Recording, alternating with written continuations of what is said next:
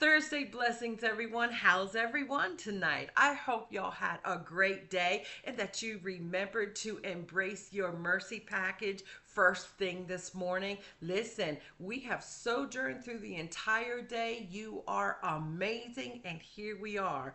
Let's exhale together before the Lord, and then we're going to get right into the study. A heart hug to all our new family members before I start to chatter and forget. I feel your presence. We are excited that you are part of our growing family here, and we are looking forward to seeing what the Spirit of God has in store with our union. Amen. Now, let's go before Him and thank Him for the seed, and then we're going to get right to it. We're going to go visit with our brother Paul again tonight. Heavenly Father God, thank you so much for honoring us with your presence and with your mercy. And Lord, with all that you are today through our Lord and Christ Jesus. To you be all glory, honor, and praise for every word spoken in your word as we learn to understand it and stand upon it, Father God. We know that we need to incline our ears when we come before you, and so tonight together we do so. Our hearing ear is inclined and our hearts are open to receive in this hour what it is you're going to share with us. So we ask a special blessing upon each one watching and listening on as they surrender this time before you, that they be blessed by your presence as only you can bless them. In Jesus' mighty name, we ask this in all things. Amen. And what say you, y'all? Amen. Glory to God. Come on, let's go. So, our brother Paul is speaking to the Christian church in Philippi. And what he's doing is explaining something very important to them. So he gets right to the core. And this is the message he is sharing with them. He's sharing with them that true commitment comes from Jesus and not external circumstances. I love that. Now, this is going to make sense as we get into the scriptures that are going to be part of our pause for thought moment. I'm not going to keep you long tonight. I'm just going to give you these scriptures and share a little bit with you, something to make you go, And my hope is, the hope of the Lord is that we are going to sit and think about these things and really sup on them and let them get down into our spirit, man, where He will be nourished and set at liberty our mindset, so that as we walk through this flesh by the Spirit of God, we're walking with the understanding of the presence of the Lord in our lives and how valuable that is. Amen. So turn with me, if you will, to the book of Ephesians, and we're going to verse 19. Did I say Ephesians? Ephesians chapter 4. It's Ephesians chapter 4. And we're going to verse 19. I'll give you a second to get there. Are you there? Okay, don't worry if you're not. Just go to the description box and I'll have all of the scriptures that I'm sharing with you in this pause for thought moment log there, okay? Verse 19. And my God shall supply all your needs according to his riches and glory by Christ Jesus. Now, this is something that we like to share with unbelievers, but it's something that God has shared with everyone. I love that. Not just unbelievers, but believers alike. Why? Because He knows we need to remember that God is the one who is going to supply all of our needs. Now, watch. Only during our times of need, what say you? Huh? No, but forever. Watch. All, A-L-L. Make sure you circle that word in that scripture, because that is a key word, and you're going to understand why in moments away. All means all. Every need that you have, every emotional need that you have, every psychological need that you have, every feeling, every financial need you have, every heart need you have, every physiological need you have. Healing comes in many different ways, but I have to continue to say this. It first begins within your heart. What do you believe? Do you believe that God will? Do you believe that it is the will of the Lord? Well, we discussed last week and read scripture where Jesus said to a leper who came out of hiding to him and whispered for his help, he said, if you will, you will cleanse me. And Jesus told him, I will. Now that was to a leper who may or may not have had a one-in-one relationship with him. I'm leaning more toward the fact that he didn't have one, okay? But what he knew was that Jesus had something very special within him that was not only within him, but it was upon him. And it was a something that served people, that blessed people, that could set people free, that indeed healed people. And so he sought Jesus. Now watch. Do you think, I know this is bunny trail, do you think that he only cleansed his body of leprosy? No, no, no, no, no, no, no. Why? Because when that which is perfect has come, that which is in part is done away. Jesus was then perfect, is now, today, perfect, and will be perfect forevermore. Amen? Jesus lives on the inside of you. It is Jesus, the love of Jesus, that supports the hearts of those called by God in preparation to take their journey to the hour where Jesus will come and knock at their heart door. What say you? Amen? So, how is it that he wouldn't be the same for his children? There is the pause for thought moment. Huh? All right, come on. Let's go get another word. Let's look now at verse 13. For this reason alone, that the riches of God are bestowed within Jesus, right? To bless his people, right? Paul says this to that body, to you, to me. For I can do all things through Christ who strengthens me. Remember, Jesus is who God's Son is. Watch. Christ is what he is. Savior, Redeemer, Deliverer, Healer, Friend, Brother, as we become kin through the Father. Watch. Through the Father's will before we even were. We read testimony that God is the same throughout all ages, and all that he did back then, he will do now. He's given us testimony through Jesus that not one word of his is going to return unto him void. This Christ, we can do all things through, in, by. And at the same time as we are fulfilled in well-doing, fulfill the desires of those he places us before. Golly day.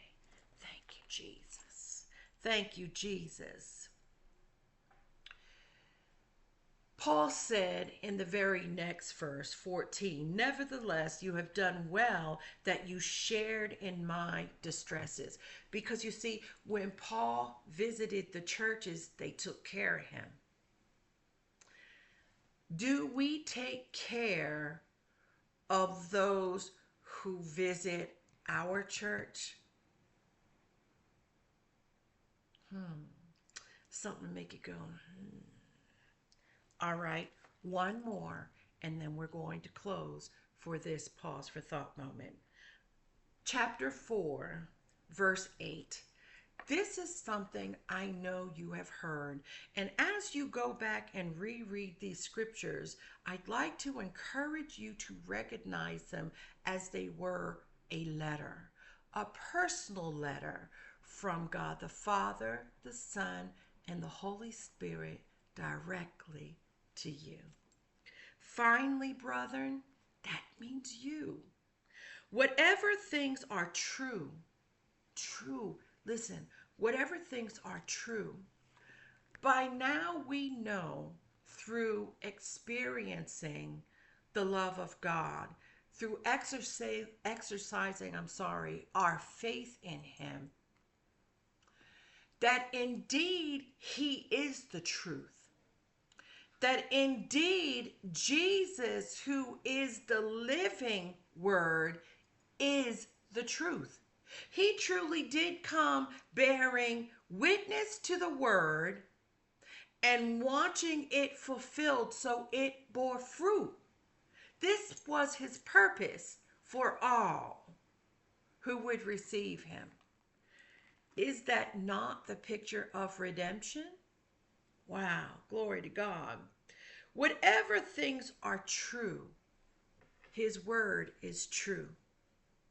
Whatever things are noble, things that'll focus your heart on the right way, that will be a blessing not only to yourself, but to God and to others, because God has the world. He created the world out of His desire. We got a lot of folk to serve, amen? So whatever things are noble, whatever things are just, all that God desires is just. So imagine if you start pausing for moments when things start feeling a little shaky and wakey and quaky, you're going to be focusing on the just things of God. And when you focus on the just things of God, just things within your being, spirit, soul, and body surface to your thoughts from your heart. And these are the things that you speak. Remember, Paul's key to the testimony that he was sharing with the church was about God, about commitment coming from Jesus. So there is that special gift that God has given us through Jesus. We all have a heart once connected to Jesus to be committed to Him. It is the distractions that will keep us from being committed to God, which is what God took the moment to answer through Paul. Watch. He says, not external circumstances. External circumstances don't stir commitment to the will of God in your heart. It is Jesus who stirs it in your heart. In fact, it is the wealth of Jesus in you through the Holy Spirit that empowers you, right, to walk above the circumstances in the spirit realm, amen? Because that's who you are first, right? First, everything with God's Spirit. Watch. And in that power enables you to walk through the circumstances in the natural with the wisdom of God. Whatever things are pure, whatever things are lovely, whatever things are of good report. Look, our brothers and sisters learned that Jesus is the way. Before Jesus in the Old Testament, they learned that God was the way. I discussed several videos ago that the disciples walk with Jesus as disciples in that God-given position, learning within their being, spirit, soul, and body, that indeed Jesus was exactly who they knew Him to be, who He said He was.